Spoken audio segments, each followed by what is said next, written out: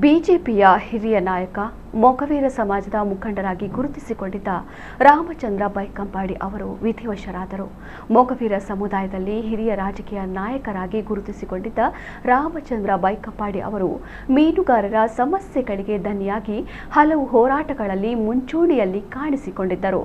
ಸರಳ ಸಜ್ಜನಿಕೆ ವ್ಯಕ್ತಿತ್ವದ ಪರೋಪಕಾರಿ ಸಾಮಾಜಿಕ ಕಳಕಳಿಯುಳ್ಳ ನಾಯಕರಾಗಿದ್ದರು.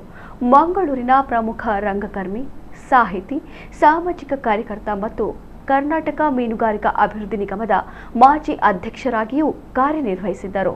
2021ರಲ್ಲಿ ಪ್ರತಿಷ್ಠಿತ ಕರ್ನಾಟಕ ರಾಜ್ಯೋತ್ಸವ ಪ್ರಶಸ್ತಿಯನ್ನು ಅವರು ಪಡೆದುಕೊಂಡಿದ್ದರು. ರಾಜ್ಯ ಬಿಜೆಪಿ ಕಾರ್ಯಕಾರಿ ಸದಸ್ಯರಾಗಿ ಕಾರ್ಯನಿರ್ವಹಿಸಿದ್ದಾರೆ.